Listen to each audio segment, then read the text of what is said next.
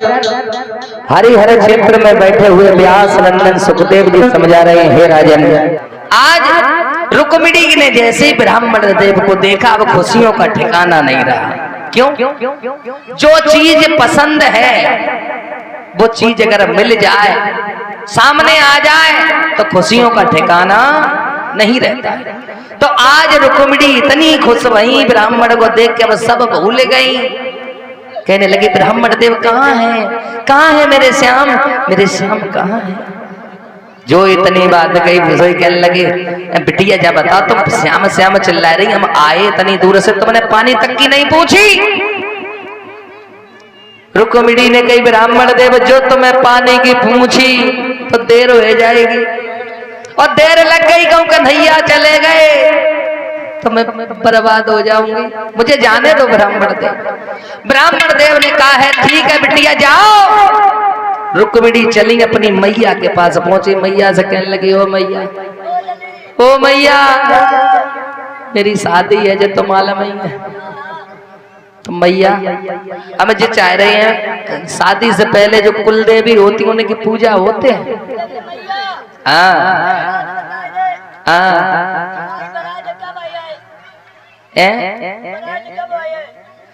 अब देखो बरात तो आ चुकी है, विदा विदा बेटिया आज को दिनों है, कल रुकेगी परसों ही जाएगी। ससुरे तो परसों चली जाओगी। हाँ, रोएबे को मनवा भाई थे।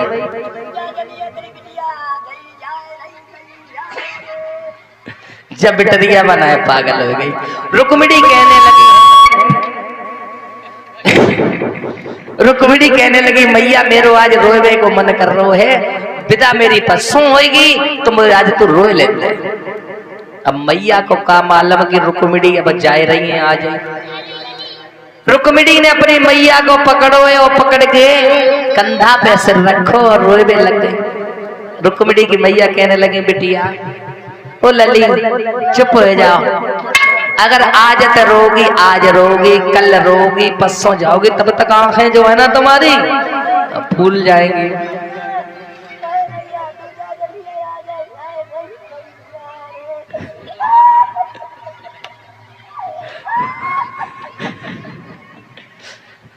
रुक्मिणी कहने लगी, मैया तुम यही ऐसी बात ना करो, क्योंकि मैया से बिछड़ने का दुख बहुत होता है। रुक्मिणी अपनी माँ से इतनी बात कह के और रो करके चली है, और कहने लगी, मैया मैं मंदिर तक जा रही हूँ, अभी आ रहा हूँ।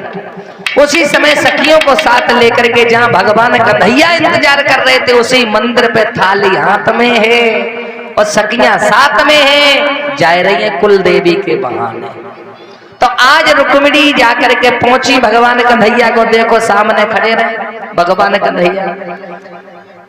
जो भगवान कन्हैया ने रुक्मिणी को देखो लला, भगवान कन्हैया समझ गए कि यही है, यही है। रुक्मिणी भी आई पास में और भगवान कन्हैया के खड़ी हो गई, कहने लगी, तुम्हारे हाथ में क्या है? हाथ में बसुरिया। तो जब बताओ, जब बसुरिया बजाए हुए आते हैं कि ना है, तो बजाए के दिखाओ। क्यों ना है बजाया?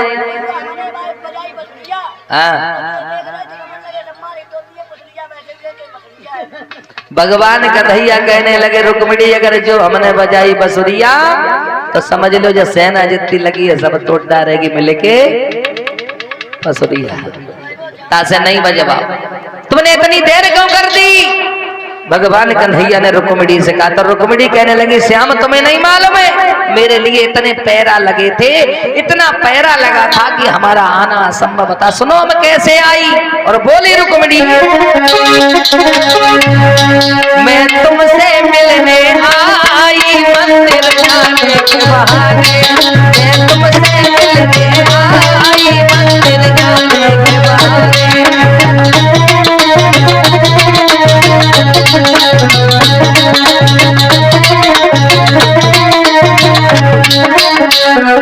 कन्हैया तुम्हें शायद पता नहीं हम कैसे घर से आए, तुम पूछ रहे हो इतनी देर क्यों हो गई? हम मैया से भैया से सबसे झूठ बोल गए। सुनो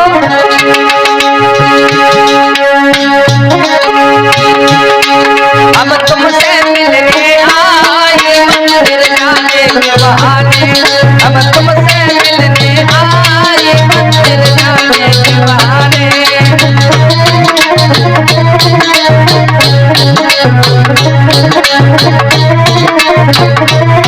और सुनो मैया से झूठ मैं बोली, मैंने दिल की कचनाई बोली। मैया से झूठ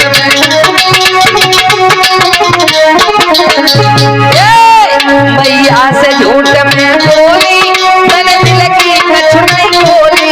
मैं तुमसे हम तुमसे मिलने आए मंदिर जाने के बहाने, हम तुमसे मिलने आए मंदिर जाने के बहाने।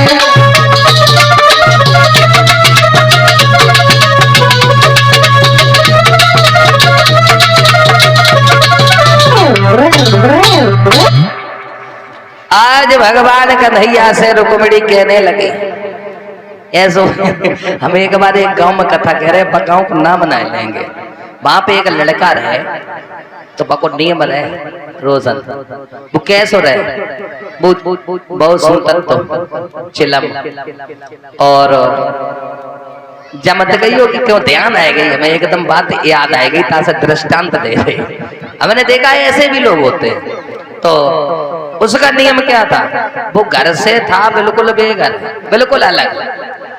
वो गद्दी पे आते थे, मैंने अगर पौआ पीने हो तो दारू तो गद्दी पे गए और गद्दी पे जाके क्या करते थे, हमने एक दिन देखो, दो दिन देखो, तीसरे दिन देखो, हमने हमें का कछु कर सो 10 को नोट लेके जाते और ऐसे मुट्ठी में पकड़ो, ऐसे ऐसे करो, जहाँ 100 को धरो तो वहीं ऐसे कर देते। बस में तो 90 उठाए जेब में धरे चले गए। यानी कि 100 को चढ़ाओ 90 ले ले। एक दिन होएगा, 2 दिन होएगा, मैंने 70 रुपया को पौआ आतो है। पूछिए मैंने कितने को, तो 70 को, मैंने 70 को पौआ तो 20 रुपया और खर्चा हो जाता है। रोज 10 रुपया में पौआ बन जाता। चौथे दिन जो भागवत के मालिक रहे कमेटी के, उनसे हमने की ये सुकरियो एक दिन हमारे ढीन बैठा हुआ है, हमने कि जब हमें सारो करे तब आए जाइयो कहीं, ठीक है।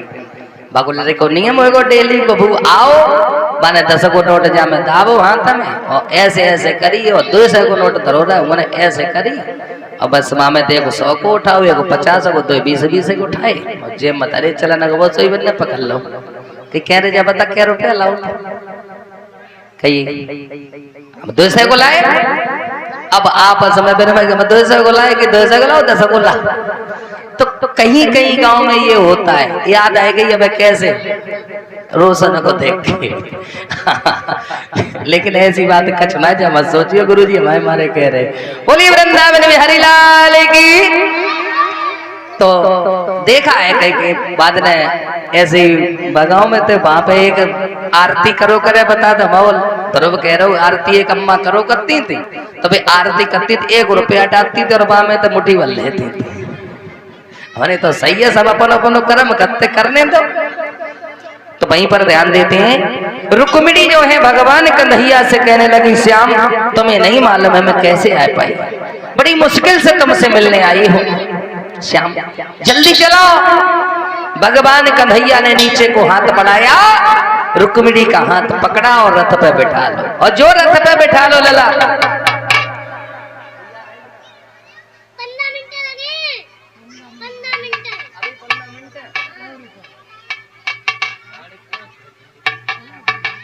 आज लगा 7 बजे लगा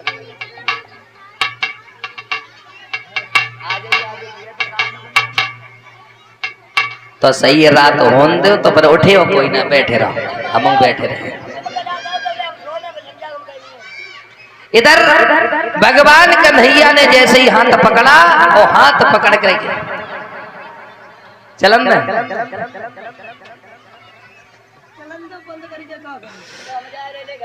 इधर हुआ क्या, रुक्मिणी रथ में बैठ करके भगवान श्याम के साथ जैसे ही चली, अब सखियां भागी और कहने लगी ओ भैया ओ मैया ले गो ले गो। ससपाल ने सुना, ससपाल कहने लगा क्या ले गया, कौन क्या ले गया? सखियां बोली तुम्हें नहीं मालूम है, रुक्मिणी को ले गो। कौन ले गया? कि भूई ले गो कारो कारो हाथ में बागे बंसी और बोली पहचान बताए के कि भैया रुक्मिणी को ले गया कमरिया बंसी भैया।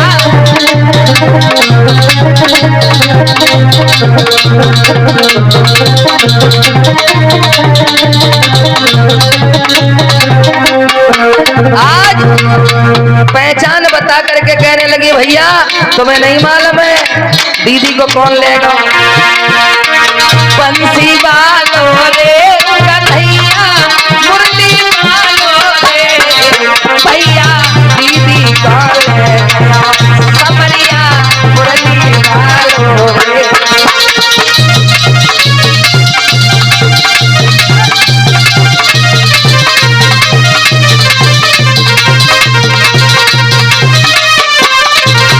और पहचान बता के बोली है भगवान कन्हैया की बाकी हाथ में बंसी सोई रही भैया बाकी हाथ में बंसी थी बाकी हाथ में मुरली सोई रही। बंसी वालों रे कन्हैया मुरली वालों रे भैया रुक्मिणी कन्हैया मुरली वालों रे।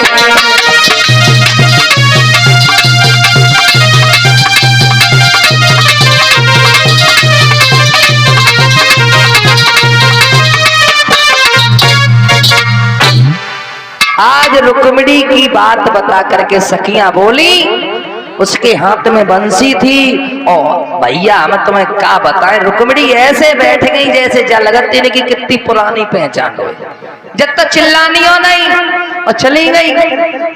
जैसे इतनी बात सुनी है रुकुम ने तो रुकुम दौड़ता हुआ गया। रुकुम कहने लगा मेरी बहन को ले गया और तुम लोग खड़े रहे।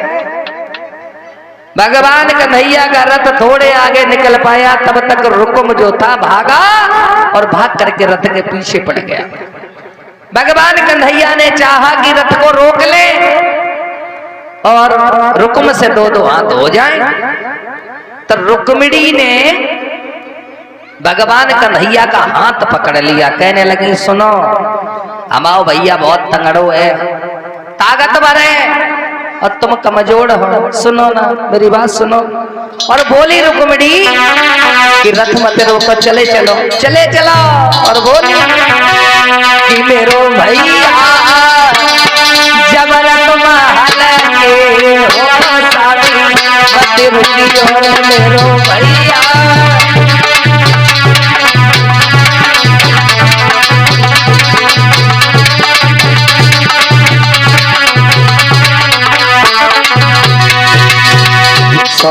रथ मत रोकना चले चलो क्योंकि मेरे भैया तगड़ो है जबर है तुम कमजोर हो। मेरो भैया जबर तुम हो सामी मत रुकियो मेरो भैया।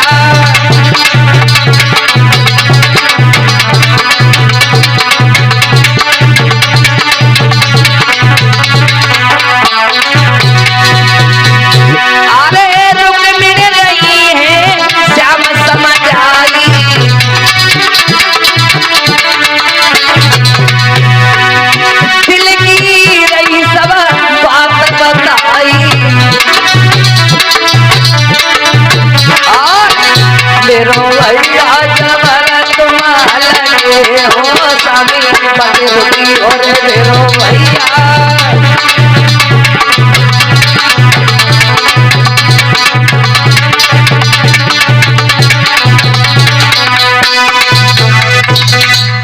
आज रुक्मिणी कहने लगी स्वामी हम तुम्हारे हाथ जोड़ रहे हैं, तुम रथ मत रोकना। अगर तुमने रथ रोक दिया हमारो भैया तंगड़ो है, कहूं तुम्हें पकड़ लो तो 2 मिनट में तुम्हारी हड्डी को सुरमा बना देगो। तासे चलो।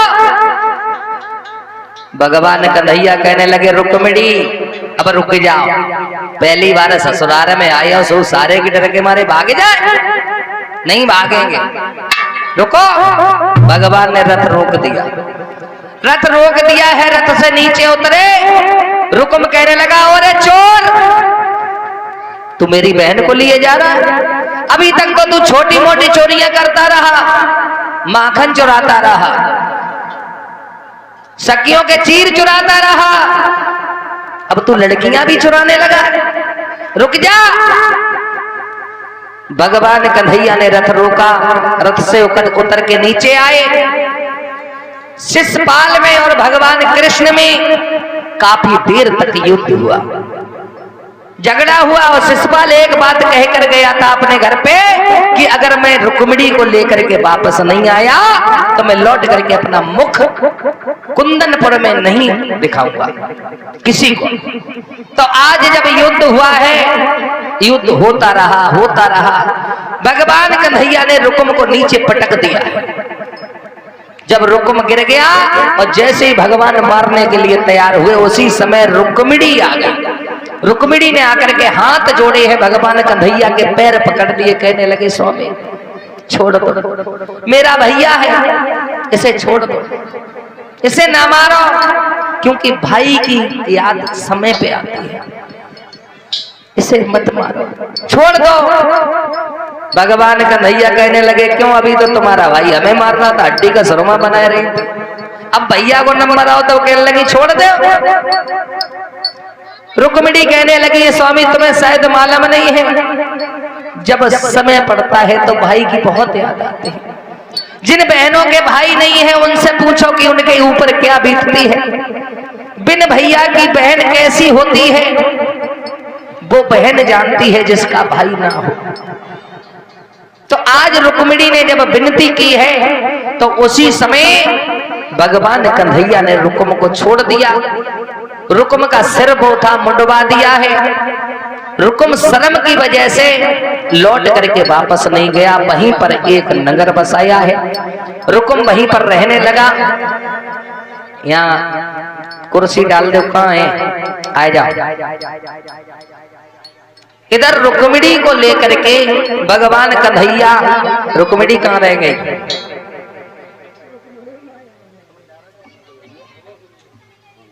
रुक्मिणी कहाँ छोड़े आए, रत्ता में छोड़े आए क्या, संगई लाते हाथ तो पकड़े गए, जब भुवन ले आए तो यंत्र लाए हुए में शर्म लगती।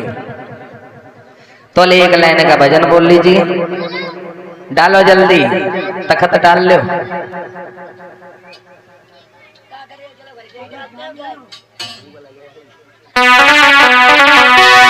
सभी लोग बोल लीजिए।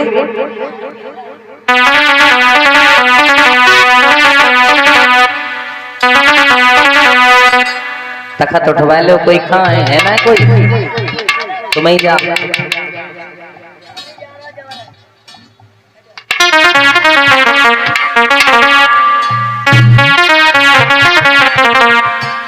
समार कर निकाल लियो, उधर से जगह दे देना थोड़ी।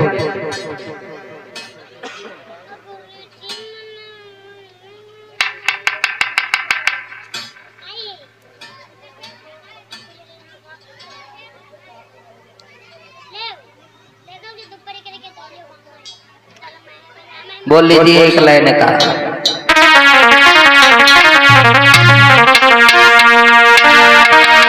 अरे बैठ कदम की छैया बसुरिया बजाए, जइयो श्याम मुरलिया बजाए, जइयो श्याम।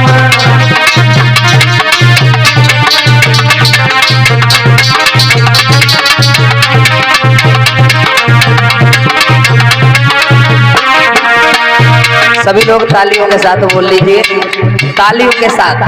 बंसुरी कहाँ है, लेकिन बांसुरिया दे दो। अरे बैठ कदम की छैया मुरलिया बजाए जइयो श्याम बंसुरिया बजाए जइयो श्याम।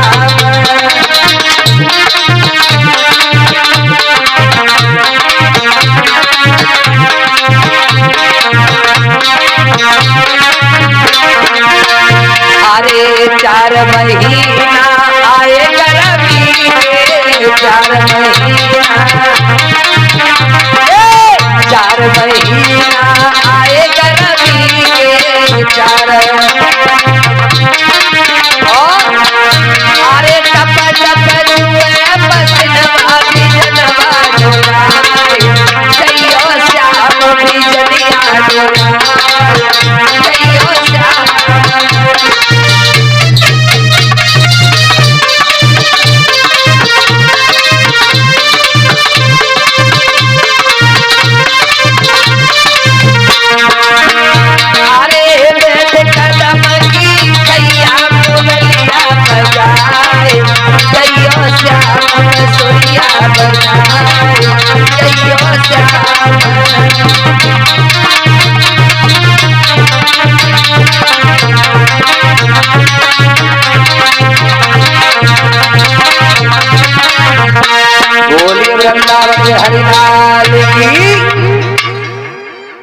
अरे माटी के धोंदाओ आज 7 दिन हो गए तुम पे जयकारू नहीं लग रहा है। एक मटका जल पी जाओ और कम से कम शेर भर अनाज खाए जाओ। तुम जय ना बोल रही है, बोलो बोली वृंदावन बिहारी लाल की। हाँ अब बनी बात। इधर भगवान कन्हैया जो है रुक्मिणी को लेकर के जब आए हैं, बताया ये जाता है कि द्वारकापुरी में कुंदनपुर के लोग भी आए हैं। बैठा तो कुर्सी पे पहुंचो दोनों जने, सिंहासन पे पहुंच जाइए। माला कहाँ है? माला ले आओ और लो जला लो ना।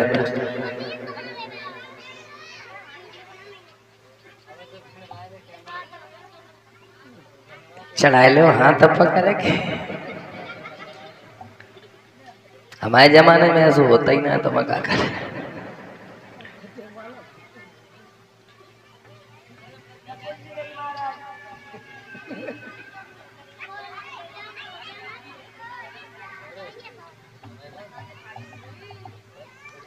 जयमाला दो। इधर भगवान कन्हैया का जो है आज विवाह करवाया गया है। चलो पैदा हो, ताली बजा देना।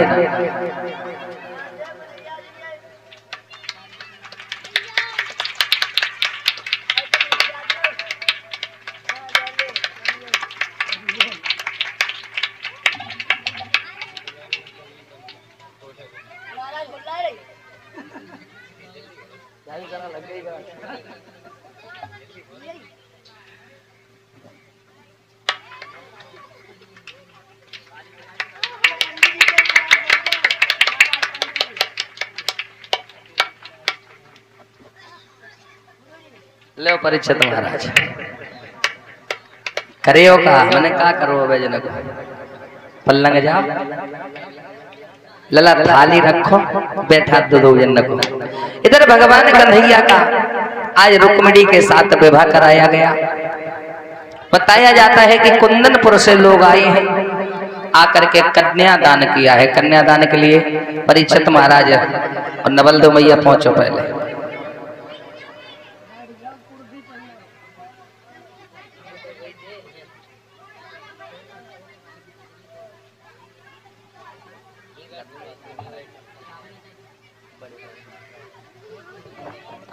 थाली ले जाओ, तिलक वाली कटोरी ले जाओ, थोड़ा जल्दी करो क्योंकि समय बहुत हो रहा है। सभी माताएं मैंने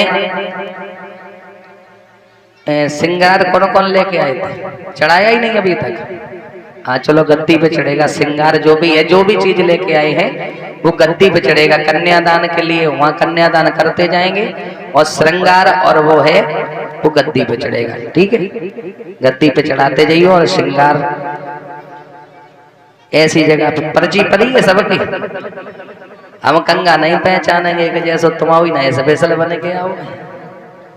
हाँ और जो भी बर्तन कपड़ा वस्त्र लेकर के आई हैं वो कन्यादान करते जाएंगे और वहीं रखते जाएंगे। कटोरी देवना में कहा महावीर, हाँ अपनी अपनी पहचान बनाए लो श्रृंगार की।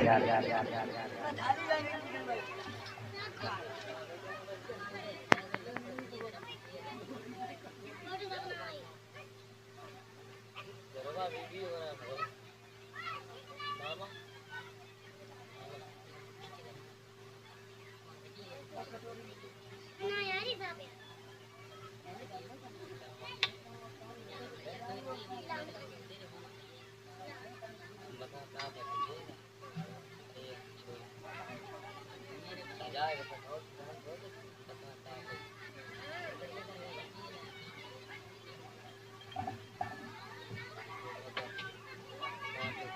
हले परीक्षित महाराज कन्यादान ले चल के पहुंचो जल्दी। और का हम हमें मौका मिले तो हम तो बजे के ले। और सभी माताएं बहनें बारी बारी से कन्यादान करेंगे रुक्मिणी और भगवान श्याम का। और कन्यादान के लिए अरे परीक्षित महाराज जी क्या कह रहे पंडित जी काम में। तो रुक्मिणी का विवाह संपन्न हुआ है और इधर कन्यादान हुआ है। कन्यादान जो भी करना चाहती है माता बहन खैर कन्यादान सभी करेंगे।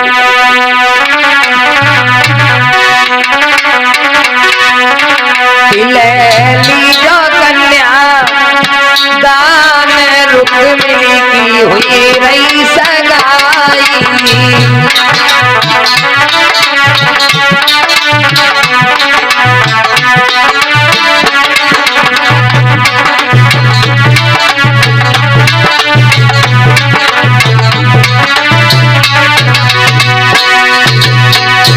सोचा विचारी नहीं करेंगे।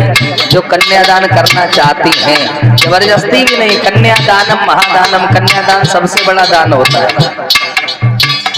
10, 20, 50, 100, 200 रुपए कोई जरूरी नहीं है। कन्यादान होता है। जैसे चाहो वैसे करो, कन्यादान जरूर लो क्योंकि कन्यादानम महादानम, कन्यादान सबसे बड़ा दान बताया गया है। तो सभी बारी बारी से उठेंगे और जो भी